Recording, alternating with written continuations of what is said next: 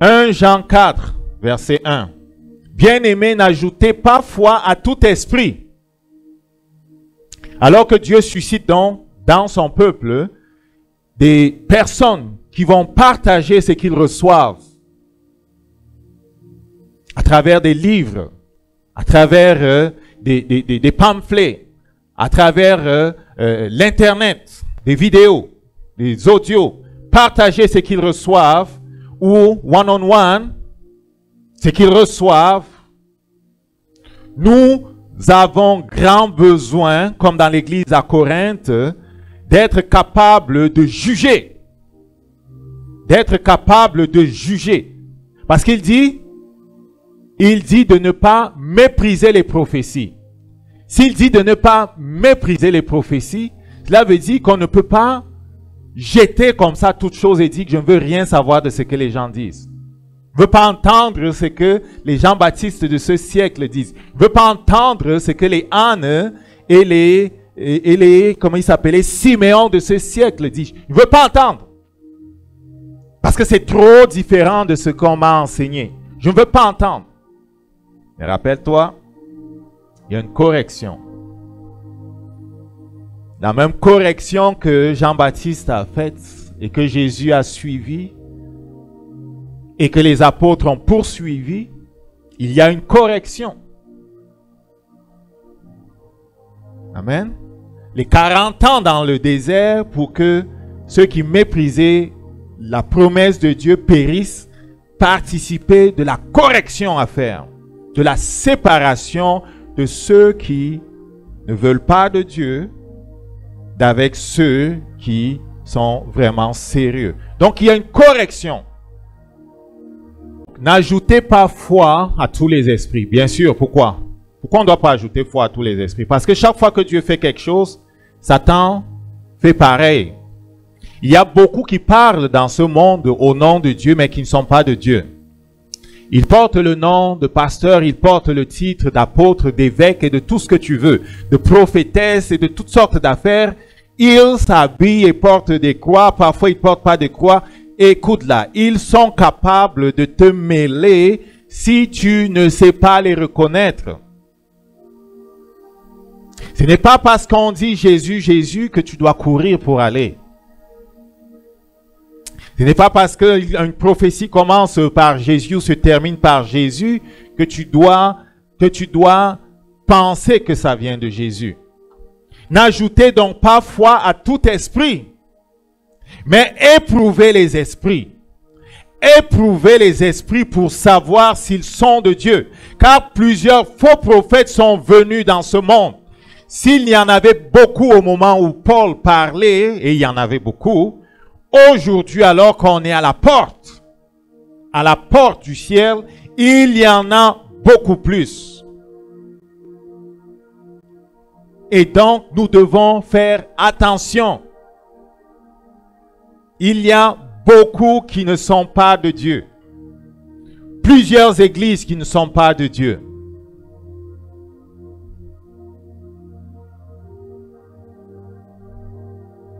Est-ce qu'on comprend? Plusieurs qui ne sont pas de Dieu. Plusieurs qui parlent de la fin des temps, du retour de Jésus, qui ne sont pas de Dieu.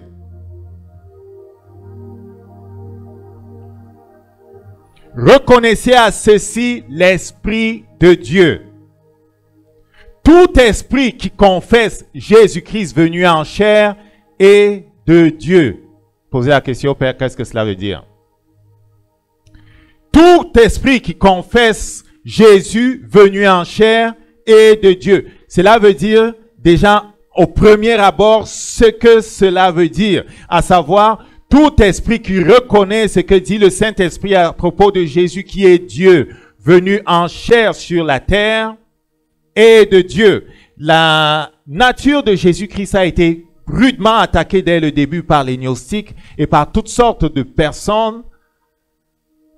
C'est pour ça que Jésus a gardé Jean jusqu'à dans les années 90 pour qu'il écrive au commencement était la parole était avec Dieu, la parole était Dieu, et qu'il écrive le puissant évangile qui parle du Fils de Dieu parce que la divinité de Jésus-Christ est clé. La divinité de Jésus est clé. Tous ceux qui remettent en question sa divinité ne viennent pas de Dieu. Maintenant, tous ceux qui, dans leur façon de procéder, ne travaillent pas réellement à l'avènement du règne de Jésus-Christ, ne sont pas de Dieu. Lorsque par son action, par son déploiement, un esprit n'est pas en train d'établir réellement Jésus-Christ, c'est clair qu'il n'est pas de Dieu. Le terme qu'on appelle antichrist aussi, quand on regarde dans le grec, le ante veut dire à la place de.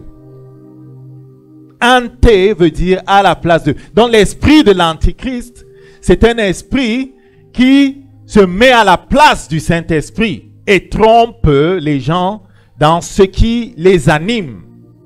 Et beaucoup aujourd'hui accomplissent délivrance et guérison pensant que c'est par le Saint-Esprit, pourtant ce n'est pas par le Saint-Esprit qu'ils le font. Ils le font avec un esprit hanté. Un esprit qui a pris la place du Saint-Esprit.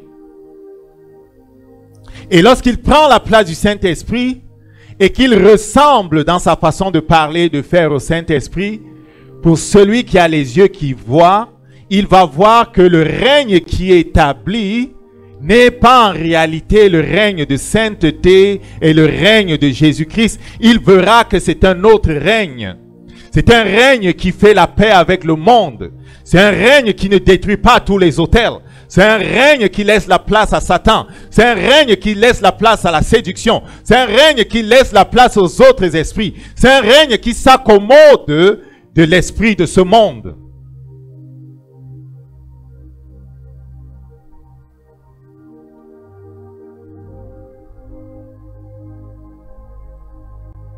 Tout esprit qui confesse Jésus-Christ venu en chair et de Dieu. Donc quand on va éprouver les esprits, première chose, quelle est la place de Jésus?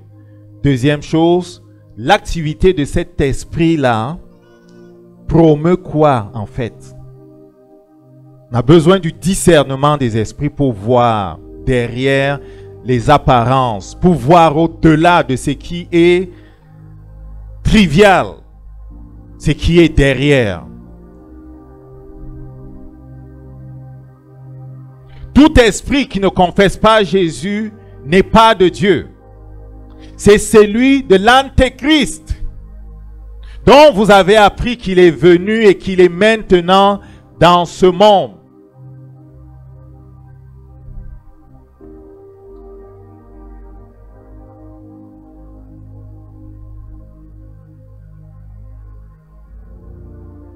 Il prend la place de notre Seigneur. Il essaye de parler comme notre Seigneur. Mais il méprise notre Seigneur. Il méprise l'autorité de son nom. Il méprise sa sainteté. Il méprise sa parole. Il trouve toujours le moyen de mettre la parole de notre Seigneur de côté pour promouvoir la pensée de ce monde, pour promouvoir les autres choses au nom de la sagesse. Cet esprit va dire, changeons notre évangile. Comment atteindrons-nous le monde si nous n'évoluons pas dans notre façon de présenter l'évangile? Changeons notre évangile. Sinon, nous allons les repousser. Ne parlons plus de sainteté. Ne parlons pas de péché. Ne jugeons pas les gens.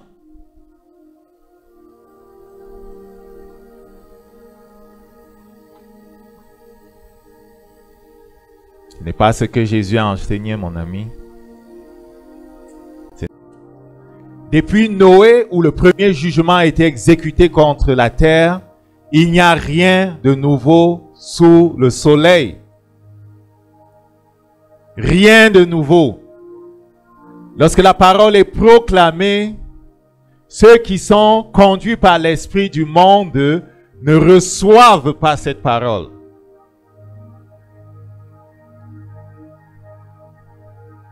Ceux qui sont conduits par l'esprit du monde, en général, commettent une grave erreur, le Père me disait encore ce matin. Au lieu de venir à moi pour me poser la question afin que je les amène à comprendre et à juger de ce qui se passe, afin que je les amène à discerner si c'est de moi ou pas, ils parlent entre eux et ils décident entre eux. Il me montrait l'image de celui qui contestait dans le désert. Le sacerdoce d'Aaron, et qui avait pris une troupe de personnes. Il dit à Moïse que vous voulez régner sur nous, Dieu parle aussi à travers nous, vous vous prenez pour qui? Ils étaient au moins 250.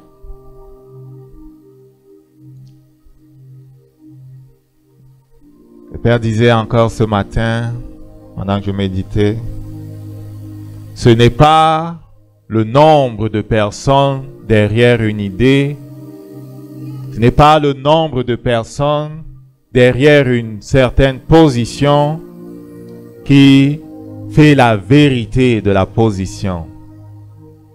Est-ce que quelqu'un comprend? Ceux qui sont conduits par l'esprit du monde en général ne viennent pas à Dieu, mais ils sont nombreux, ils délibèrent entre eux. Si c'est correct, homosexuel ou pas, si c'est correct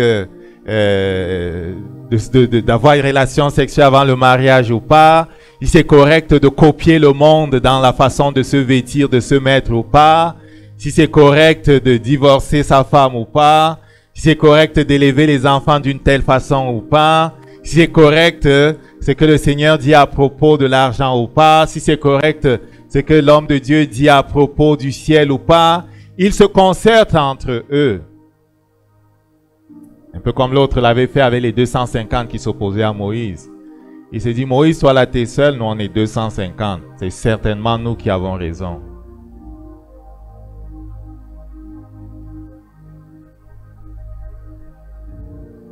Ce n'est pas le nombre de personnes derrière une idée qui valide l'idée.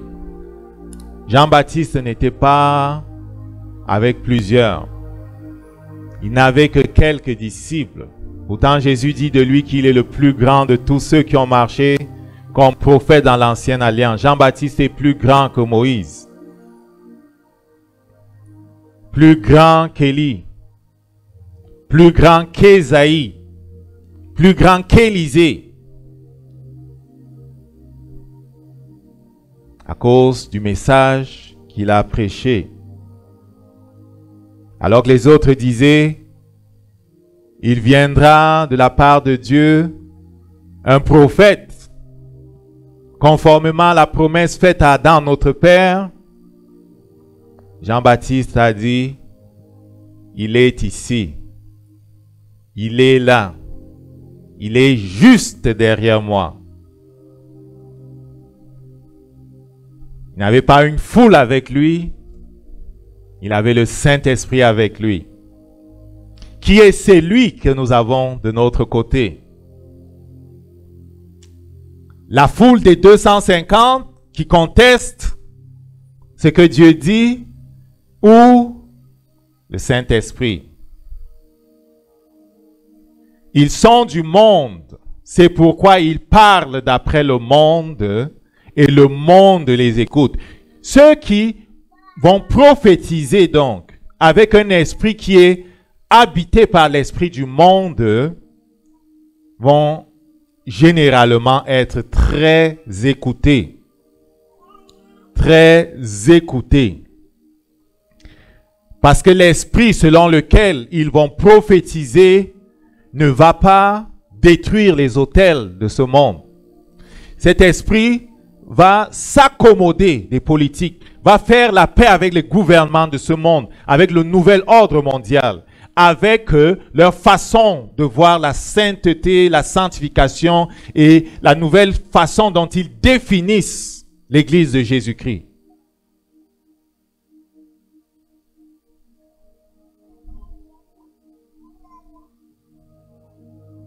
Nous sommes de Dieu. Celui qui connaît Dieu nous écoute. Celui qui connaît Dieu nous écoute.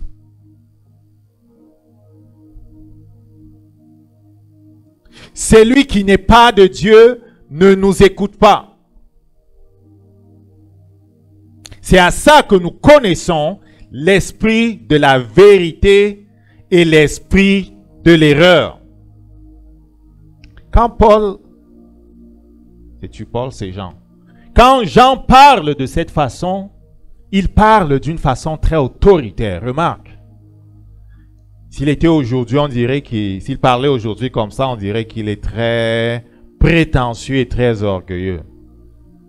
Non, tu n'es pas prétentieux et orgueilleux lorsque tu parles à partir de la position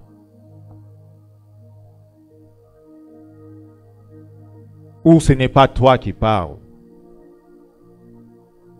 Paul disait, j'ai été crucifié avec Christ. Si je vis, ce n'est pas moi qui vis, c'est Christ qui vit en moi. Si je marche maintenant dans la chair, je marche dans la foi du Fils de Dieu qui m'a sauvé. Qu'est-ce qu'il était en train de dire? Il disait que l'homme nouveau, ton esprit régénéré et recréé, lorsqu'il parle, il ne parle pas à partir d'une position d'orgueil. Il parle à partir de la position où il est assis dans le ciel en Jésus-Christ. Il parle par le Saint-Esprit. Ton esprit n'est pas dans l'orgueil. Il ne peut pas être dans l'orgueil. Il ne pêche pas. 1 Jean 3, 9. Lorsqu'il parle à partir de cette position qui est celle à partir de laquelle les apôtres de Jésus parlaient, il parle à partir de la position où c'est Jésus qui parle. C'est pour ça qu'il dit, nous sommes de Dieu, nous sommes en Dieu. Celui qui connaît Dieu nous écoute. C'est poussé par le Saint-Esprit que les 40 choisis par Dieu ont écrit de sa part. On ne peut rien ajouter à ce qui est écrit. On ne peut rien retrancher. Dans ce verset se trouve le renvoi à la parole de Dieu qui est l'élément par lequel nous sommes appelés à juger de ce qui est de Dieu et de ce qui n'est pas de Dieu. Lorsqu'aux Corinthiens, il demande de juger des prophéties et ne pas empêcher que l'on prophétise dans l'Église, c'était sur la base de ce que Dieu a dit, parce que le Saint-Esprit ne se contredit pas. Aussitôt les frères firent partie Paul de nuit, ça se passait mal à Thessalonique, pour Bérée. Lorsqu'ils furent arrivés, ils entrèrent dans la synagogue des Juifs. Ces Juifs avaient un sentiment plus noble que ceux de Thessalonique. Ils reçurent la parole avec beaucoup d'empressement. Et ils examinaient chaque jour dans les Écritures pour voir si ce que l'on leur disait était exact. Nous n'allons pas être capables d'éprouver les esprits et de juger de qui ils sont si nous ne sommes pas dans la parole. Et le Père me disait, plusieurs disent, je n'ai pas la conviction que je dois aller à gauche ou à droite, donc je vais rester sur place. Le prophète a dit ça, telle personne a dit ça, telle autre personne a dit ça. Je ne suis pas convaincu. Gloire à Dieu, ce qui n'est pas le fruit d'une conviction et comment dire ça, est péché. Donc, je vais rester sur place. Peut-on vraiment s'appuyer sur ce verset et dire, je n'ai pas la conviction, je vais rester sur place? Si notre esprit est mort, le Père dit, plusieurs ont l'esprit mort. Plusieurs ont le cœur endurci et disent, je n'ai pas été convaincu par le Saint-Esprit. Depuis le temps où le Saint-Esprit a dit, va à gauche, va à droite, et que tu as méprisé sa parole, et on a vu avec l'étude biblique, je ne sais plus, l'autre semaine, cette loi terrible de l'endurcissement du cœur qui est liée au fait que l'intelligence n'est pas renouvelée, et l'intelligence n'étant pas renouvelée, n'est pas allumée par la lumière du Saint-Esprit, n'étant pas allumée par la lumière du Saint-Esprit, ne peut produire que des pensées qui sont ténébreuses. Et parce que l'homme est ce qu'il pense, on est enfermé dans des pensées ténébreuses et mondaines, et notre vie continue d'être mondaine et ténébreuse parce que jamais nos pensées n'ont été renouvelées. Vous avez vu ce cycle de la mort et de l'endurcissement du cœur? Parce que notre cœur se nourrit de nos pensées. Je n'ai pas été convaincu, je ne vais pas aller à gauche ou à droite. Sauf que ton esprit est mort parce que tu n'as pas rien fait pour garder ton esprit alerte, pour garder ton cœur sensible. Ton cœur est devenu dur et insensible. Il n'entend pas la parole, ne pénètre pas parce que tu n'as pas été chaque jour dans la parole. Impossible d'être devant Dieu à propos d'un sujet chaque jour. Impossible d'être dans la parole chaque jour et de ne pas être convaincu par le Saint-Esprit. Beaucoup ont dit, les miracles sont passés avec les apôtres. Ça n'existe pas, ce n'est pas de ce temps. Quand on les a challengés d'aller dans la parole et qu'ils sont allés dans la parole et qu'ils ont ouvert leurs yeux et qu'ils ont pris le temps qu'il fallait 2 ans, 3 ans pour étudier, ils ont fini par dire, je crois, la guérison est pour aujourd'hui. En fait, à la croix, on a été délivré, guéri. Ceux qui disaient le Saint-Esprit n'est pas pour aujourd'hui, oh, vous là, comme on a enseigné dans le passé là, ne fatiguez pas les gens avec le baptême dans le Saint-Esprit. On est remplis tous du Saint-Esprit et machin. Ceux qui ont recherché la vérité, qui sont allés dans la parole, comme les Thessaloniciens, comme les Bériens, ceux qui chaque jour se sont tenus devant Dieu en disant, cette affaire du Saint-Esprit là, je veux comprendre, Seigneur. Je veux comprendre, montre-moi, enseigne-moi. Qui ont tourné à gauche et à droite dans la parole, ont été convaincus. Amen. Donc, c'est avec la parole de Dieu que nous allons être capables de juger de ce que nous entendons parce que Dieu ne se contredit pas. On n'est pas supposé de marcher par les hommes. Tu comprends? C'est par le Saint-Esprit. Amen. Amen. Donc, on doit écouter, mais on ne doit pas suivre comme un mouton. On doit écouter, on ne peut pas jeter ce qu'on a écouté parce que ça ne fait pas notre affaire. On doit écouter et on doit venir avec le Saint-Esprit, jeûner, prier, chercher dans la parole de Dieu si c'est le Saint-Esprit qui a inspiré une telle personne vraiment. Et le Saint-Esprit va te donner la conviction que tel message à propos de si la guérison, la délivrance, le ci, le ça, vient de lui. Et à partir du moment où le Saint-Esprit t'a convaincu que tel message vient de lui, tu as obligation de te soumettre.